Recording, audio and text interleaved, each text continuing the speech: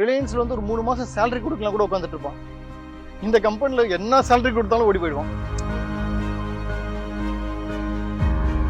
யாரோட நீங்க டீல் பண்ணாலும் அவங்களுக்கு ஒரு பிராண்டடான ஒரு ஆளா இருக்கும். நீ போய் ஒரு சின்ன வெண்டாரை தொடாதுன்றார். சின்ன வெண்டாரை தொட்டினா அவன் எப்போ பிரச்சனாலும் ஓடி போயிடுவான். எனக்கு அப்பதான் தோணுச்சு, அப்போ மார்க்கெட் வந்து இந்த மார்க்கெட் நல்லா இருக்கு, ஆனா வந்து இந்த மாதிரி ப்ரொஃபஷனலிசமோட இருக்கிற ஒரு வெண்டார் வந்து ரொம்ப ரொம்ப கம்மியா இருக்காங்க. இங்க லீவ் போட்டா 200 ரூபாய் 300 ரூபாய் சேலரி கட் ஆகும், அங்க போனா 2000 ரூபாய் கிடைக்கும். இது நாங்க அண்டர்ஸ்டாண்ட் பண்றதுக்கு ஒரு 6 மாசம் ஆச்சு. அதுக்குள்ள ஒரு 25 லட்சம் ரூபாய் சர்ன்னு டாப் ஓப்பன் பண்ண மாதிரி போயிடுச்சு. ஒரு 5 சுமோ, ஒரு 10 ஆட்டோ, ஃபுல்லா கையில கன்னு. அந்த வெண்டார் கையில கன்னத்துக்கு மேல வச்சிட்டாரு. வேற வண்டி எதுக்கு பை பண்ணுங்க.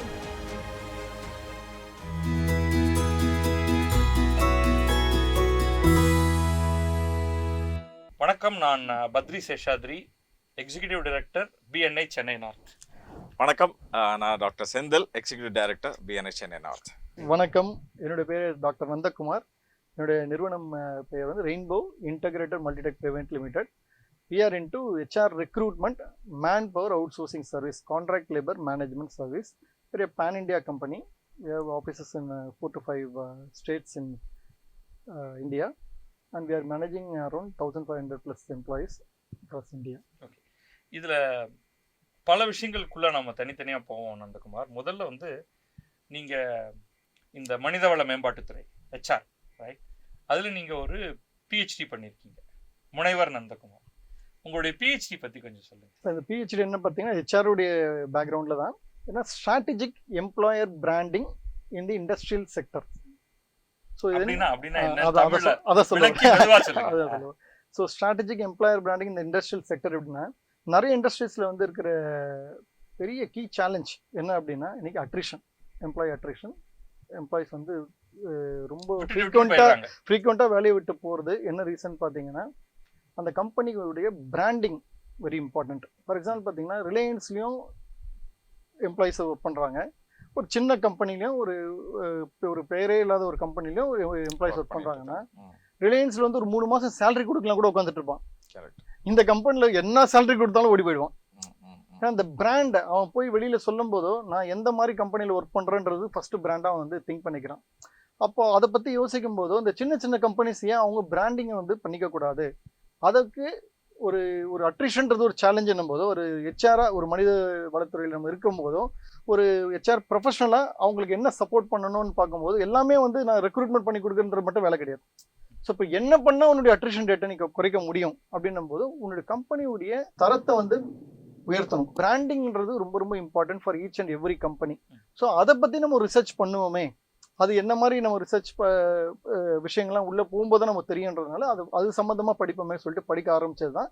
கிட்டத்தட்ட ஒரு 7 வருஷம் இதுக்காக முயற்சி எடுத்து கடைசியாக 7 வருஷத்துக்கு அப்புறமா அந்த முனைவர் பட்டத்தை கஷ்டப்பட்டு வாங்கியாச்சு. நீங்கள் வந்து HR துறையில் உங்களுடைய நிறுவனத்தை ஆரம்பிக்கிறதுக்கு முன்னாடி, இந்த ரெயின்போ ஆரம்பிக்கிறதுக்கு முன்னாடி பல நிறுவனங்களை வேலை பார்த்துருக்கீங்க. என்ன எப்படி ஆரம்பித்து அந்த HR துறையில் நீங்கள் மேலே மேலே வந்தீங்க? சார், ஆக்சுவலாக பேசிக்கலி நான் ஸ்டார்ட் பண்ணது பார்த்தீங்கன்னா டெக்னிக்கல் தான். என்னுடைய பேக்ரவுண்ட் வந்து நான் பிஎஸ்சி கெமிஸ்ட்ரி தான் படித்தது பேசிக்கு. பட் ஸ்டார்டிங்லேருந்தே எனக்கு வந்து என்னென்னா, அந்த ஹியூமன் ரிசோர்ஸ் மேனேஜ்மெண்ட்டில் தான் எனக்கு வந்து ஆர்வம் அதிகமாக இருந்தது. நம்ம படிக்கிறதுல காலத்தில் வந்து யார் அம்மா அப்பா சொல்லிக் கொடுப்பாங்க, இல்லை நம்மளா போய் இது அந்த காலத்தில் வந்து பார்த்தீங்கன்னா பிஎஸ்சி கெமிஸ்ட்ரி தான் இருக்கிறதுலே ஹையஸ்டான ஒரு டிகிரி. நல்ல அந்த பிஎஸ்சி கெமிஸ்ட்ரி படித்தா பெரிய லெவல் ஆகிடும். ஓகே, எம்பிபிஎஸ்ல இருந்தது, பட் அது வந்து ஒரு லெவலுக்கு மேலே அது. பட் அதுக்கு ஒரு லெவல் டவுனில் பார்த்தீங்கன்னா கெமிஸ்ட்ரி தான். கெமிஸ்ட்ரி, ஃபிசிக்ஸ், மேக்ஸ், இது 3 படிச்சுட்டா அப்பா கெமிஸ்ட்ரி படித்தா அப்படின்னுவாங்க. அது நம்ம லைலா காலேஜில் கிடச்சிது. லைலா காலேஜில் போய் கெமிஸ்ட்ரி படித்தோன்னா அது இன்னும் கொஞ்சம் வேல்யூ இல்லையா. அப்படி ஆரம்பித்து நம்ம படிப்பை முடிச்சிட்டோம். அப்புறம் அப்போது பிஸ்னஸ் இன்ட்ரெஸ்ட் இருந்தது. ஓகே, பிஸ்னஸ்னாலும் நம்ம குடும்ப சூழ்நிலைலாம் இருக்கு இல்லையா, அதெல்லாம் பார்க்கும்போது சரி நம்ம வந்து வேலைக்கு போகணும்னு சொல்லிட்டு வேலைக்கு போக ஆரம்பித்தோம். எக்ஸ்பீரியன்ஸ் ஃபஸ்ட்டு கேதர் பண்ணும்போது நம்ம டே 1லேருந்தே எனக்கு வந்த விஷயமே பார்த்தீங்கன்னா, ஒரு மேன்பவர் மேனேஜ்மெண்ட்ன்றது தான் என்னுடைய ஒரு ஸ்டார்டிங். டெக்னிக்கல் அதில் வந்து அந்த மேன்பவர் மேனேஜ்மெண்ட்ன்றது பார்த்தீங்கன்னா டெக்னிக்கல் தான். டெக்னிக்கல்ன்றது என்ன பார்த்தீங்கன்னா, ஃபஸ்ட்டு ஒரு கெமிக்கல் சேல்ஸ் டெக்னிக்கல் எக்ஸிக்யூட்டிவாக ஜாயின் பண்ணேன். கெமிக்கல் சேல்ஸ்னா அப்போல்லாம் வந்து இந்த ட்ரீட்மெண்ட், வாட்டர் ட்ரீட்மெண்ட் கெமிக்கல்ஸ்லாம் இருக்குல்ல, அதோடைய கிராசிங் உடைய ப்ராடக்ட் ஒன்றுடைய sales executive, technical sales executive. அவங்க நாட் டிப்பிக்கலாக ப்ராடக்ட்டை போய் விற்கிறது இல்லை, டெக்னிக்கலை வந்து ப்ரொமோட் பண்றது, அந்த டெக்னாலஜியை பத்தி எக்ஸ்பிளைன் பண்றது, புதுசா வந்து ஒரு ஆலம்க்கு ரீப்ளேஸ்மெண்ட்டாக வந்து ஒரு கெமிக்கலை பண்ண பத்தி பேசும்போதும் அந்த கெமிக்கல் பத்தி நம்ம டெக்னிக்கல் ப்ரொமோஷன் பண்ற ஒரு ஜாப்ல போய் சேர்ந்தோம். அப்புறம் அங்க இருந்து அப்படியே ஹுண்டாய் உள்ள நுழைஞ்சோம். ஹுண்டாயில போனவொடனே பெயிண்ட் ஷாப் மேனேஜ்மெண்ட் ஒரு ஆப்பர்ச்சுனிட்டி. ஹுண்டாய் ஒன்று கொஞ்சம் விளக்கமாவே சொல்லுங்க. ஆமா, ஹுண்டாய் அப்பதான் வந்து கார் மேனுஃபேக்சர் பண்ண ஆரம்பிச்சிருந்தாங்களா இந்தியா? 97 தான் அவங்க ஸ்டார்ட்.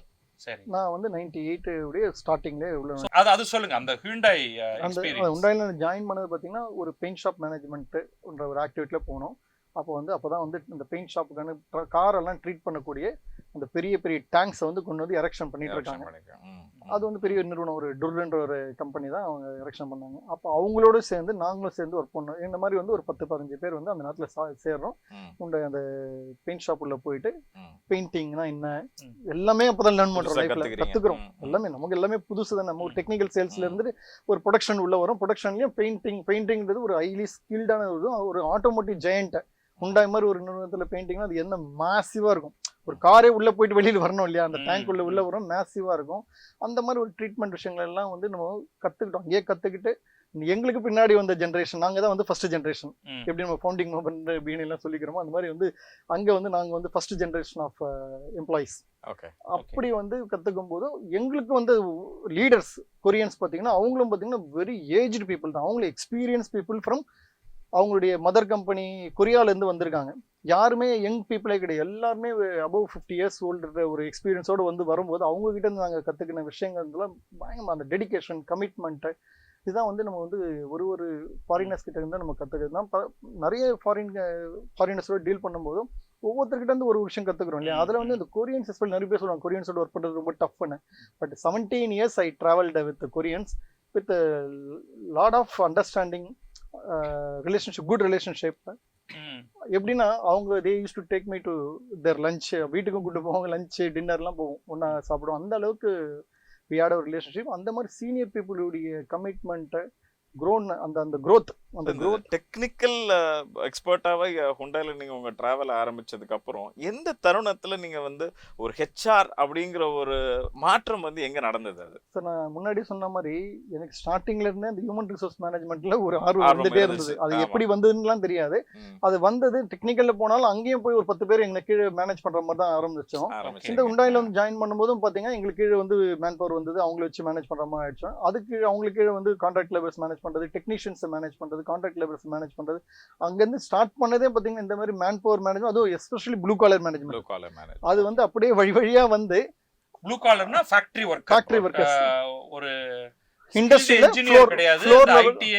ஃப்ளோர் லெவல்ல ஒர்க் பண்ணக்கூடிய டெக்னீஷியன். அவங்க அதாவது டெக்னீஷியன் ஐடிஐ முடிச்சவங்க, டிப்ளமோ முடிச்சவங்க, அதுக்கு கீழே வந்து படிக்காதவங்க, 10+2 படிச்சவங்க அந்த கான்ட்ராக்ட் லேபரா எடுப்போம். Unskill labour, semi skill labour, skilled labour 3 கேட்டகரியில இருப்பாங்க. இவங்கள தான் நம்ம majority we say that blue collar. அது இல்லாமல் நிறைய இருக்கு, நிறைய கேட்டகரி ஆஃப் பீப்புள் இருக்காங்க ப்ளூ காலர்ன்றது. மெயின்லி பாத்தீங்கன்னா ஷாப் ஃப்ளோர்ல ஒர்க் பண்ற மக்கள் கையை வச்சு அவங்க கையால தான் ஒரு விஷயத்தையும் உருவாக்குறாங்க. அவங்க மூலியமா அவங்க தான் அந்த கையெல்லாம் அழுக்காகிறதுனால அந்த ப்ளூ கலர் ட்ரெஸ் கொடுத்து அந்த ப்ளூ கோடுன்றோம் இல்லையா, அதுல தான் உருவானது ப்ளூ காலர்ன்ற மாதிரி உருவானது. ப்ளூ காலர் மேனேஜ்மெண்ட் வந்து டே 1ல இருந்து நம்ம அது part and parts of life ஆயிடுச்சு நமக்கு. அது நகமும் சதயம் மாதிரி, குண்டல கவசம் மாதிரி நம்ம கூடவே அது டிராவல் ஆனதுனால தான் என்னவோ அந்த பிசினஸும் பாத்தீங்கன்னா ப்ளூ காலர் மேனேஜ்மெண்டா மாறிடுச்சு எனக்கு. அதுக்கு வரதுக்கு ஆமா. சோ ஹுண்டாய்க்கு அப்புறம் என்ன பண்றீங்க? ஹுண்டாயிலே ஒரு 10 வருஷம் ஒர்க் பண்ணதுக்கு அப்புறம் ஹுண்டாயில இருந்து ஒரு பர்టిక్యులர் டிவிஷனை வந்து அவுட் சோர்ஸ் பண்ணாங்க. வெளியில இன்னொரு கொரியன் கம்பெனிக்கு கொடுத்தாங்க. அது அவுட் சோர்ஸ்னா ஒரு ஃபார் எக்ஸாம்பிள் பிளாஸ்டிக் டிவிஷன் இருந்தது ஹுண்டாயில வந்து, metal division, plastic division 2 division இருந்தது. அந்த பிளாஸ்டிக் டிவிஷன்லயும் பெயிண்டிங்லாம் பண்ணுவாங்க. அந்த பிளாஸ்டிக்னா அந்த காரோடைய பம்பர், காரோடைய இன்னர் பார்ட்ஸ், காரோடைய டோர் ஹேண்டில், இந்த மாதிரி விஷயங்கள்லாம் கூட பெயிண்டிங்ல தான் பண்ணுவாங்க. பெயிண்டிங் கூட அந்த கலரே கொண்டு வருவாங்க, சிமிலர் கலரா இருக்கும் நீங்க கார்ல எல்லாம் பாத்தீங்கன்னா. அந்த டிவிஷனை வந்து டியூ டு ஸ்பேஸ் கன்ஸ்ட்ரெயினால வேற ஒரு இன்னொரு கொரியன் சிஸ்டர் கன்சர்னுக்கு ஒரு கம்பெனியை நீ பண்ணி கொடு அப்படின்னு இவங்களே ஒரு கம்பெனி வந்து அங்க கொரியால இருக்கு அதே மாதிரி இருக்காங்க. அவங்க இங்க கொண்டு வந்து அவங்க இன்வெஸ்ட் பண்ண வச்சு இந்த டிவிஷன் அப்படியே வந்து அவுட் சோர்ஸ் பண்றாங்க. அவுட் சோர்ஸ் பண்ணும்போது போகும்போது அங்க அவங்களுக்கு எக்ஸ்பர்டைஸ் தேவைப்படுது. சோ ஆல்ரெடி நாங்க உள்ள ஒர்க் பண்ண சில பேரை வந்து தேர் ரிக்வெஸ்டிங் நீங்க அங்க போயிட்டு ஒர்க் பண்ணுங்க வித் நல்ல ஒரு குட் இம்ப்ரூவ்மெண்டோட எங்களுடைய இதுவும் லெவலும் வந்து அப்கிரேட் பண்ணி ஒரு இன்ஜினியர் லெவல்ல இருந்து அசிஸ்டன்ட் வந்து மேனேஜர் லெவல்ல அங்க போயிட்டு அங்க ஒரு என்டையர் பிளான்ட்டை மேனேஜ் பண்ற மாதிரி ஒரு ஆப்பர்ச்சுனிட்டி கிடைக்குது. அப்படி போய் ஜாயின் பண்ணும்போது அங்க வந்து பாத்தீங்கன்னா அங்க ஒரு 8 வருஷம் ஒர்க் பண்ணேன். அந்த ஒர்க் பண்ற நேரத்துல தான் வந்து மேபி நம்மளுடைய சின்ன ஒரு டெடிகேஷன் கமிட்மெண்ட்ல ஒரு 2 வருஷம் தான் அந்த டிவிஷனை பார்த்தேன். அதுக்கப்புறம் ஆச்சு என்டையர் பிளான் மேனேஜ்மெண்ட் மாதிரி வந்து HR அண்ட் அட்மினே டேக் ஓவர் பண்ற மாதிரி ஆட்டோமேட்டிக்கா நம்ம லைஃப்ல சொல்லுவோம் இல்லையா, நீ எதுவாக ஆக விரும்புறாயோ அதை நோக்கி பயணப்படுன்னு சொல்லும் போதும் நம்ம வந்து நமக்கு HR தான் நமக்கு கரெக்டான ஃபீல்டு, HR தான் கரெக்டான ஃபீல்டு நம்ம மைண்ட்ல செட் பண்ணி வச்சிருந்தேன். அது வந்து கரெக்டா நினைச்சு அந்த ஆப்பர்ச்சுனிட்டி வரும்போது அதை டேக் ஓவர் பண்ணிட்டேன். ஓகே, டேக் ஓவர் பண்ணி அங்க அதுல அந்த ஃபீல்டுல வந்து என்டையர் அந்த ஃபேக்டரியோடைய ஹெட் ஆஃப் HR. அப்போ உங்க கீழே எவ்வளவு பேர் வேலை பார்த்துட்டு இருப்பாங்க? அங்க வந்து பாத்தீங்கன்னா டைரக்ட் அண்ட் இன்டைரக்டா வந்து 3000+ எம்ப்ளாயிஸ் அந்த கம்பெனில மட்டும். அந்த கம்பெனி எக்ஸ்பேண்ட் ஆயிடுச்சு. ஸ்டார்ட் பண்ணும்போது சின்னதா ஸ்டார்ட் பண்ணாங்க, 5 ஏக்கர்ல ஸ்டார்ட் பண்ணி அன்னைக்கு 30 ஏக்கர் ஒரு பிளான்ட், இன்னொரு 5 ஏக்கர் ஒரு பிளான்ட், இன்னொரு இடத்துல ஒரு 5 ஏக்கர் பிளான்ட் சொல்லிட்டு ஒரு 4-5 பிளான்ட் உருவாகி அந்த 4-5 பிளான்ட்டுக்கும் HR ஹெட்டா மேனேஜ் பண்றக்கூடிய வாய்ப்பு வந்து அந்த வாய்ப்பை வந்து கரெக்டா மேனேஜ் பண்ணி நான் ஒரு 5 மேனேஜிங் டைரக்டருக்கு ரிப்போர்ட் பண்ணியிருக்கேன். ஏன்னா கொரியன்ஸ் வந்து வருவாங்க போயிடுவாங்க அந்த மாதிரி இருப்பாங்க, 2 இயர்ஸ் 3 இயர்ஸ் தான் இருப்பாங்க. பட் நம்ம அங்கே தான் இருப்போம். ஸோ வேரியஸ் இந்த மாதிரி டாப் மேனேஜ்மெண்ட்டோட ரிப்போர்ட் பண்ணும்போதோ அவங்க கிட்ட இருக்கிற ஸ்கில்ஸும் நாங்கள் லேர்ன் பண்ண ஆரம்பிச்சோம். ஸோ இதெல்லாம் தான் வாய்ப்பு, நம்ம ஒரு கிடைக்கக்கூடிய வாய்ப்பை சரியா பயன்படுத்திக்கிட்டோம்னா லைஃப்ல வந்து நம்ம முன்னேறுவோன்றதுக்கு வந்து நானே எனக்கு எக்ஸாம்பிளா இருந்துட்டு இருந்தேன். அது மற்றவங்களும் அதை வந்து என்னை பார்த்துட்டு ரொம்ப ஆசைப்பட்டு அவங்களும் அதை ஃபாலோ பண்ண ஆரம்பிச்சாங்க. நம்ம அதுக்கு தான் கைடன்ஸ் கொடுத்தோம். வெறும் டெடிகேஷன் கமிட்மெண்ட் மட்டும் இல்லாம எஜுகேஷன்லயும் நம்ம எக்யூப் பண்ணிட்டே வரணும். பேரலி அதுவும் ஒரு இம்பார்ட்டன்ட் இல்லையா, நமக்கு என்னதான் படிச்சுட்டு என்னதான் நம்ம வேலையில நல்ல கமிட்டடா ஒர்க் பண்ணி நம்ம பர்ஃபார்மன்ஸ் எல்லாம் காமிச்சாலும் நமக்கான அந்த எஜுகேஷன் குவாலிஃபிகேஷனும் ரொம்ப ஆட் ஆன் அட்வான்டேஜ். ஸோ எல்லாருக்குமே நான் எப்பவுமே சொல்றது என்னன்னா, வாழ்க்கையில வந்து ஸ்கில்ல மட்டும் வளர்த்துக்க கூடாது, நாலேஜும் வளர்த்துக்கிட்டு பிளஸ் இந்த மாதிரி வந்து ஆட் ஆன் குவாலிஃபிகேஷன்ஸ் இன்க்ரீஸ் பண்ணிட்டீங்கன்னா நீ என்ன லெவல்ல போகணும்னு நினைக்கிறீங்களோ அந்த லெவல்ல போகலாம். அதை நான் அச்சீவ் பண்ணோம். ஒரு ஸ்டேஜ்ல வந்து இவ்வளோ பெரிய பொசிஷன்ல வந்து நீங்க சொல்லும் போது எக்ஸ்பிளைன் பண்ணும்போது அடுத்தது ஒண்ணு இருக்கு. நீங்க வந்து ரொம்ப அந்த கம்பெனியோட ஒரு டாப் மோஸ்ட் பொசிஷன்ல இருக்கிறீங்க.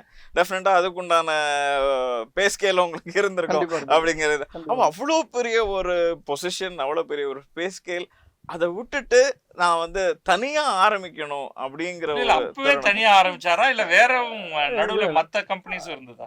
ஸ்டார்டிங்ல சொன்ன மாதிரி பிசினஸ் ஆரம்பிக்கிறது தான் என்னோட கரியர் ஸ்டார்ட் பண்ணும்போது ஆசை இருந்ததுனால அதுக்கான டைம் வரணும் இல்லையா, என்ன வேணா நம்ம நினைக்கலாம், அதுக்கான தருணம் வரணும், அதுக்கான ஆப்பர்ச்சுனிட்டிஸ் கிடைக்கணும், சப்போர்ட் இருக்கணும், ஃபேமிலி சப்போர்ட் ரொம்ப இம்பார்ட்டன்ட்.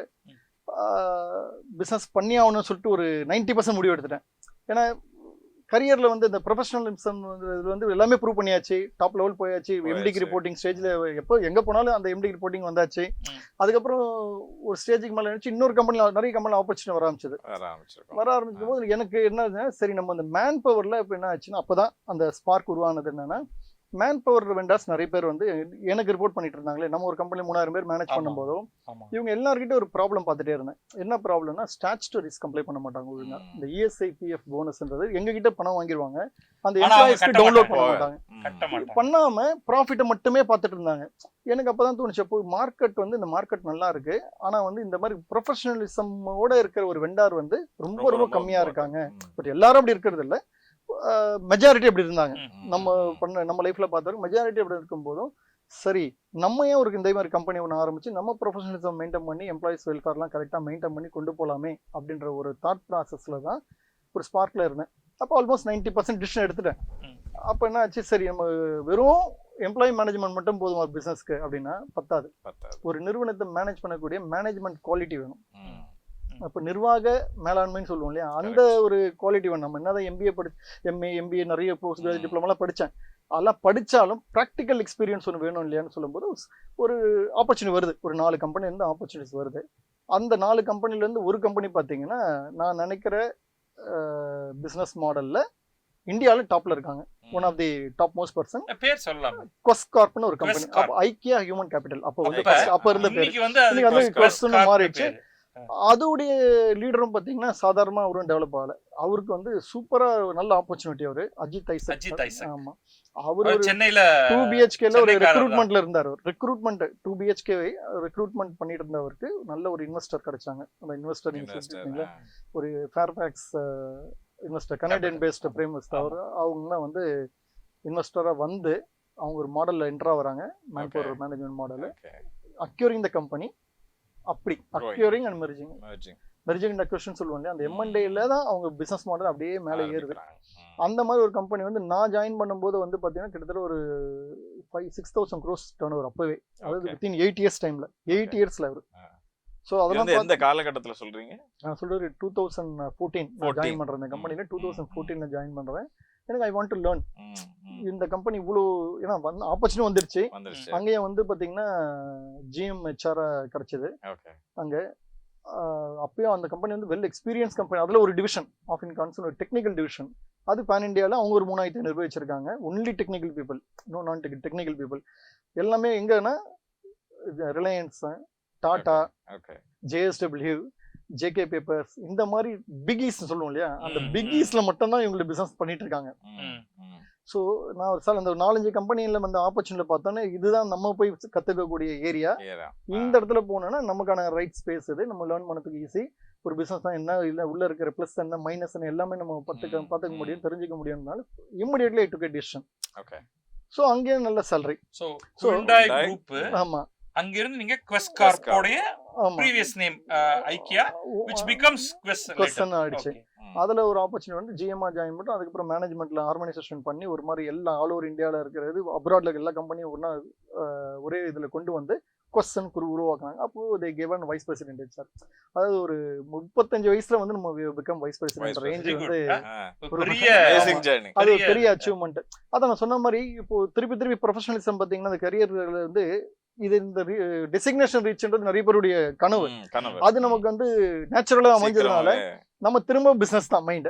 நம்ம ஒருத்தர் ரிப்போர்ட் பண்றவுடைய நம்ம கீழே வந்து இதே மாதிரி நிறைய பேரை கொண்டு வந்து உருவாக்கணுன்ற ஒரு அந்த ஃபயர் தான் வந்து அந்த நேரத்துல என்னுடைய மனைவியும் ரொம்ப ஸ்ட்ராங்கா சப்போர்ட் பண்ணாங்க. ஓகே ஸ்டார்ட் அப்படின்னு சொன்ன உடனே இம்மிடியேட்டா ஒரு கம்பெனி ஆரம்பிக்கிறோம். இப்ப நம்ம இப்ப உங்களோட பேசினதுல you can see the detail. தினசரி பஸ் பிடிச்சி வேலைக்கு போய், 2 வீலர்ல வேலைக்கு போய், கார்ல வேலைக்கு போய், பட் கொஞ்சம் கொஞ்சமா லெவலை உயர்த்தி கிடைக்கிற ஆப்பர்ச்சுனிட்டி எல்லாம் பிடிச்சி சரியான நேரத்துல ஆப்பர்ச்சுனிட்டியும் வருது, அதுக்கு போய் அங்கேயும் உழைச்சு அதுல செலக்ஷன் இம்பார்ட்டன்ட். இதெல்லாம் பண்ணாதான் நம்ம ஒரு விஷயத்த கத்துக்கவே முடியும். பர்கட் இனிமேதான் நீங்க கம்பெனி ஆரம்பிக்க போறீங்க, பட் அதுக்கான பேக்ரவுண்ட் நாலேஜ் சேர்க்கறதுக்கு இவ்வளவு காலகட்டம் ஆகுது. அந்த லேர்னிங் கர்வ். நம்ம எதையும் வந்து இது நம்ம இந்த ப்ரோக்ராம பாக்குறவங்களுக்கு அது தெரியணும். அப்படி வரோம், பண்றோம், போடுறோம், அதெல்லாம் வந்து magic not that. that is very important. Okay, கண்டிப்பா sir. back to you. So இந்த டிசிஷன் எடுக்கிறதுக்கு முன்னாடி கூட என்னன்னா, நான் சின்ன பிஸ்னஸ் பண்ணிட்டு இருந்தேன்.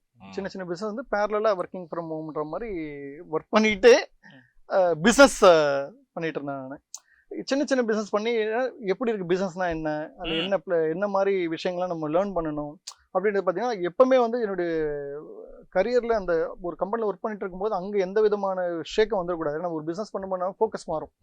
ஸோ அந்த மாதிரி இருந்துடக்கூடாதுன்றதுனால வீட்டுக்கு போனதுக்கப்புறம் நைட்டு 8 மணிக்கு மேலே என்ன பண்ண முடியும், ஹாலிடேஸில் லீவு நாளில் என்ன பண்ண முடியும், அந்த மாதிரி பிஸ்னஸ் மாடல்லாம் தேர்ந்தெடுத்து பண்ணோம்.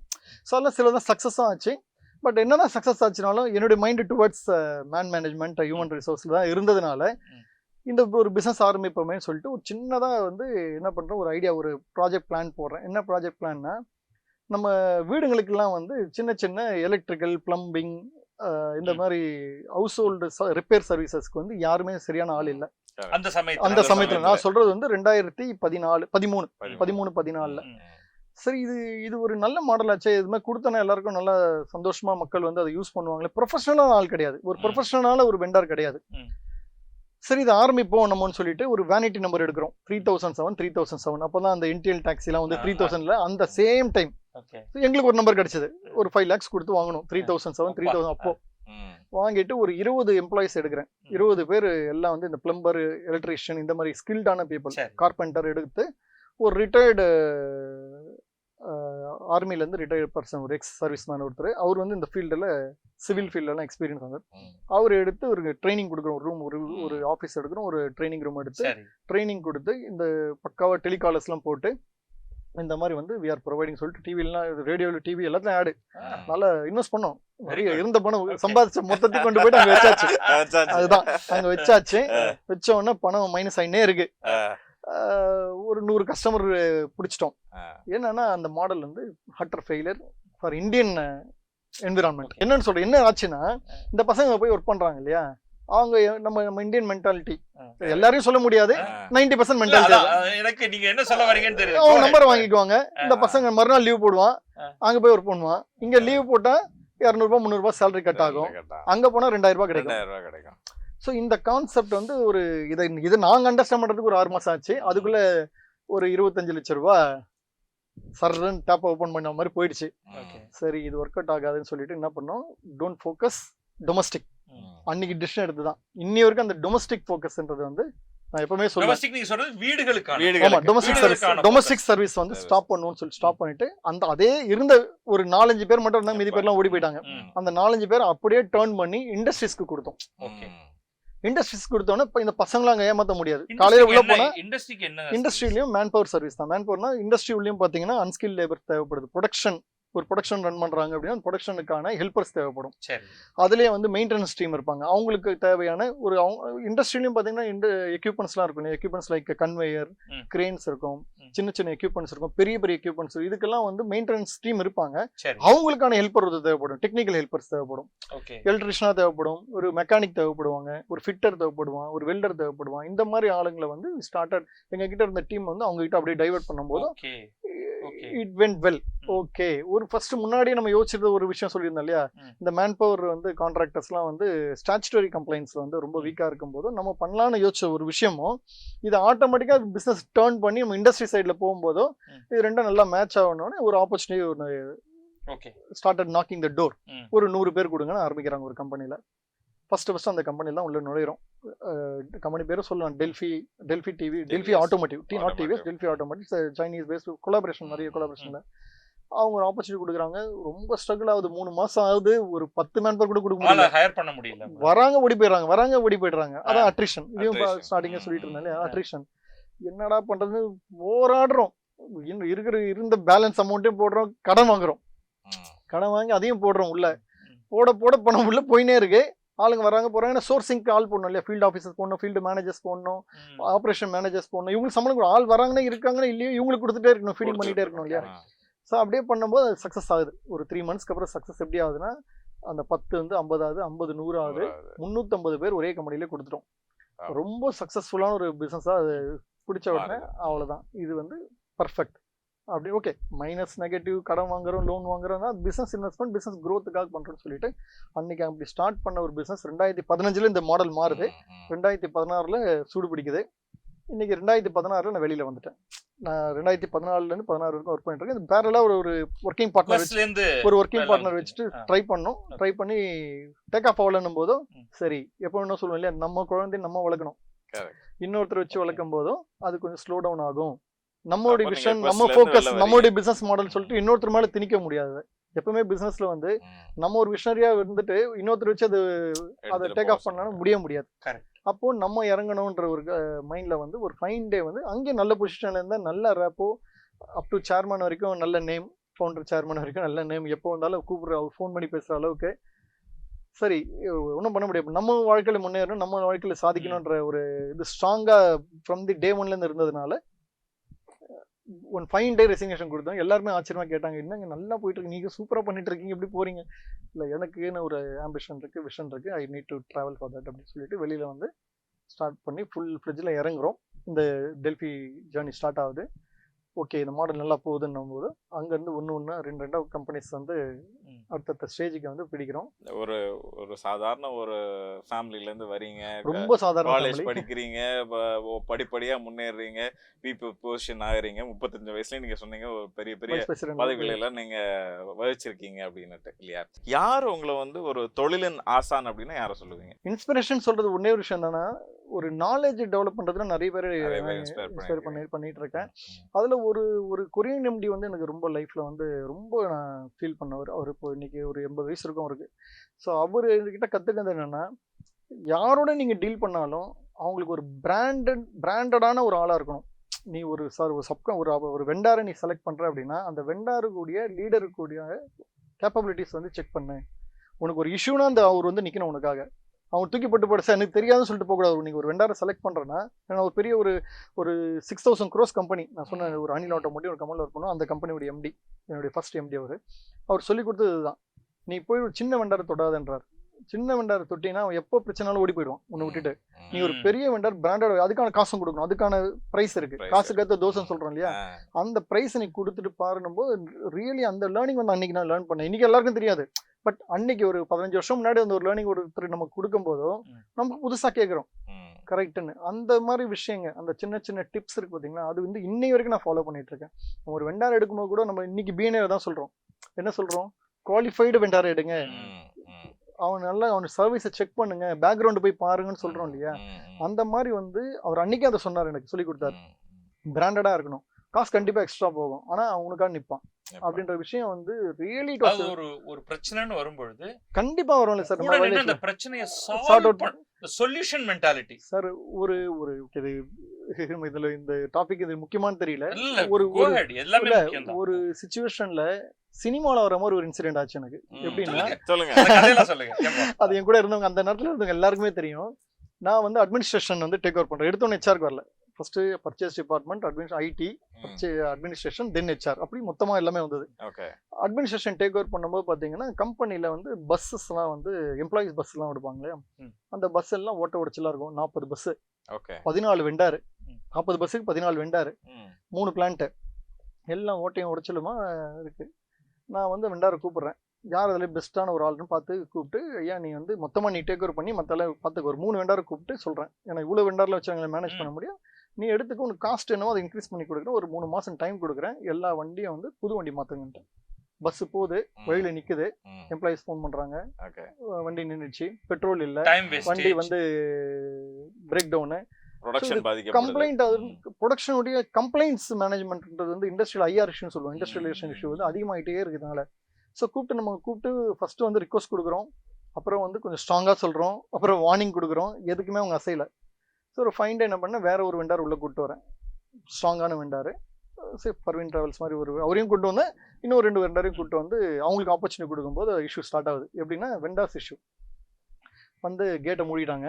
ஒரு 5 சுமோ, ஒரு 10 ஆட்டோ, ஃபுல்லாக கையில் கன்னு, அந்த வெண்டார் கையில் கன்னை தூக்கி மேலே வச்சிட்டாரு. நடந்த விஷயம் அது, சென்னையில் ஸ்ரீபெரும்புத்தூர்ல நடந்த விஷயம் அது. நான் வந்து வீட்டுல இருந்து வந்துட்டு இருக்கேன், எனக்கு கீழே இருக்க கஸ்டமர்ஸ் ஃபோன் பண்றாங்க, சார் ஒரே பிரச்சனை ஆயிட்டு இருக்கு, இவர் கன்னெல்லாம் எடுத்து வந்து உட்காந்துட்டு இருக்காரு, சோன்ஸ் X, I don't name the people, அது வேண்டாம் எக்ஸ் என்ற எனக்கு ஆச்சரியமா இருக்கு. நடந்தது சார், நடந்தது. வந்தோம் அன்னைக்கு, அந்த சொன்ன இல்லையா ஒரு எம்டி சொன்ன, நீ ஒரு ஆள் பிராண்டடா உனக்கு கூட வச்சுக்கிட்டேன், உங்களுக்கு எந்த பிரச்சனை வராது, அந்த ஸ்ட்ராட்டஜி வந்து திணறாங்க, துடிக்கிறாங்க. ஏன்னா 7:30 மணிக்கு பஸ் வெளியில போனோம், நான் வர்றதுக்கு வந்து 8 மணிக்கு 7:50 ஆகும், 8 மணி ஆயிடுச்சு. அன்னைக்கு பார்த்து டிராஃபிக் ஜாம்ல மாட்டிக்கிட்டேன், நான் வர முடியல. அவங்க உங்களை தான் டார்கெட் பண்ணிட்டு உட்காந்துருக்காங்க, எல்லா அசோசியேஷன் டிரான்ஸ்போர்ட்டரும் வந்து ஒரு 10 பேர் உட்காந்துட்டு இருக்காங்க, இன்னைக்கு பிரச்சனை பண்ணா போக மாட்டேன்னு சொல்லிட்டு இப்படியே வந்திருக்காங்க. 5 சுமோ 10 ஆட்டோ, கம்பெனிக்கு வெளில எனக்கு 2 பக்கம் கேட்ட மூடிட்டாங்க, பிளாக் பண்ணிட்டாங்க அடியாளுங்களோட. ஆமா நடந்தது சார், அப்படியே கேட்டை பிளாக் பண்ணிட்டாங்க. இதுக்கு முன்னாடி நம்ம ஒரு வெண்டார் செலக்ட் பண்ணி உள்ள வச்சிருக்கோம் இல்லையா, நம்ம தெரியும் இல்லையா யார் கரெக்டான வெண்டார்ஸ்னு. ஸோ அந்த விஷயம் நான் அங்கே இன்டர்லிங்க் பண்ணுறேன். நான் உள்ளே வந்துட்டு சொல்கிறேன், சரி உனக்கு தேவையான 3 மாதம் டைம் கொடுத்துட்டேன். அவர் துப்பாக்கி மேலே தூக்கி வச்சுட்டாரு. ஒரே வார்த்தை மட்டும் சொல்கிறாரு, உங்களுக்கு வந்து மடியில் கனம் இல்லை, அதனால் வழியில் பயம் இல்லாமல் இருக்கீங்க. அப்படியே என்ன அர்த்தம்னா, நமக்கு எந்த விதமான அண்டர்ஸ்டாண்டிங்கும் கிடையாது. நான் வெரி டிரான்ஸ்பரண்டா வந்து நீ நம்ம இவ்வளவு இதோ பேசுறது வந்து அவங்களுக்கு வந்து புதுசா இருக்கு. இண்டஸ்ட்ரியில் இப்படி ஒரு ஆள் பாக்குறதுன்றது, ஏன்னா எல்லாமே எல்லாம் பயந்துருவாங்க, கொரியன்ஸை பார்த்து பயந்துருவாங்க. நம்ம கொரியன்ஸ் கிட்ட ரெஸ்பெக்ட் தான், பயப்படுறதுக்கு என்ன இருக்கு, நம்ம உண்மையா இருந்தா யாரை பார்த்து பயப்படுறது போடுறதில்ல. எம்டியும் எக்ஸிகூட்டிவ் டைரக்டரும் 2 பேரும் சொல்லிட்டாங்க, you do whatever you want to டூன்னு சொல்லிட்டு ஒரு கிளியரன்ஸ் கொடுத்துட்டாங்க. நான் ஒரே வார்த்தை சொன்னேன், ஒண்ணுமே பண்ண முடியாது, உனக்கு 3 மாசம் டைம் கொடுத்தாச்சு, நீ இந்த இடத்த விட்டு காலி பண்ணு, வேற வண்டி. துப்பாக்கி பார்த்துட்டு எதுக்கு பை பண்ண சார், அவன் சுட்டுவான சார். என்ன சொல்லணும், பார்க்கிங் டாட்ஸ் நெவர் செல்டம் பைட்ஸ்ன்றோம் இல்லையா, அந்த மாதிரி தான் குறைக்கிற நாய் கிடைக்காது. நமக்கு தெரியும் துப்பாக்கி அது அவனுடைய சேஃப்டிக்கு தான் துப்பாக்கி வாங்கி வச்சிருக்கான், போறவர்ல சுடுறதுக்கு வாங்கி வைக்கல. அது நமக்கு தெரியும். நம்ம யங் பிளட், அப்ப நம்ம 30s இருக்கும், ஏதோ சம் ஏஜ், நம்ம தைரியம் அதிகம், இளங்கண்ணு பயம் அறியாது இல்லையா. ஸோ துப்பாக்கி மேலே வச்சு பக்கத்தில் பேசுகிறேன், துப்பாக்கி மேலே வச்சு தான் பேசுகிறேன். அந்த டேபிளில் உட்காந்துருக்கேன். என்னை வந்து என்னோட சீனியர்ஸும் இருக்காங்க அந்த கம்பெனி, எனக்கு முன்னாடி ஜாயின் பண்ணவங்க இருக்காங்களே, இல்லை இல்லை சொல்லி அனுப்புங்க அவங்களுக்கு கொடுக்க. நான் முடியாது தான் சொல்லிட்டேன், திருப்பியும் முடியாது, நான் ஒரு 10 நிமிஷம் டைம் தரேன், இந்த இடத்த விட்டு மொத்த பேரும் கிளம்புங்க. எனக்கு சப்போர்ட் பண்ணுறவங்களும் இருக்காங்க, நம்மளும் அந்த குரூப்பில் நமக்கும் ஆள் இருக்காங்க இல்லையா, அவங்கள வந்து பெரிய பெரிய தாதாஸ்லாம் இருக்காங்க. அவங்க நமக்கு எனக்கு தெரியும், முன்னாடியே எனக்கு ஃபோன் வந்துருச்சு, சார் நாங்கள் இருக்கோம் பார்த்துக்குறோன்ட்டு. அது ஒரு சப்போர்ட் எனக்கு. அப்புறம் ஒரே ஒரு 2 மட்டும் கூப்பிட்டு 10 நிமிஷத்துல இவங்க எல்லாம் வெளில போகணும், இல்லை நீயும் வெளில போயிடுவோம் சேர்ந்து அப்படின்னு. அவர் வந்து நல்ல பொலிட்டிக்கலி இன்ஃப்ளூயன்ஸ்ட். அவர் வெளில போனார், ஒரு ஃபோன் அடித்தார், ஒரே ஒரு ஃபோன் வந்தது. அடுத்த 10வது நிமிஷம் அங்கே எல்லாம் காலி, ஒன்றும் கிடையாது.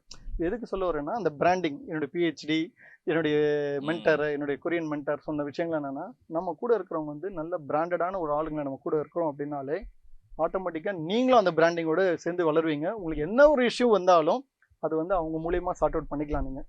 நீ உங்களுடைய ஹெல்ப் அவங்க எடுத்துக்கோ, அவங்களுடைய ஹெல்ப் நீங்கள் எடுத்துக்க முடியும். Win-win situation. ஸோ இப்படி தான் சார்ட் அவுட் பண்ண அந்த விஷயத்த.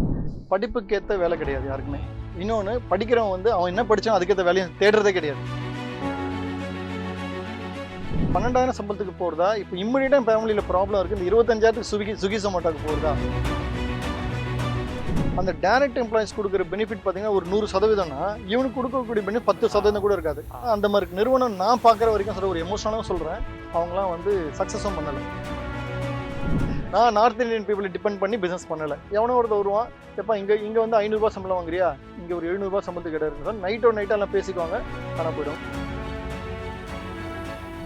யாராவது வந்து மினிமம் வேஜஸ் இன்க்ரீஸ் பண்ணுன்னு சொல்லிட்டு எவ்ரிடே போராடுறாங்க, ஏன்னா அதுதான் முக்கியம்.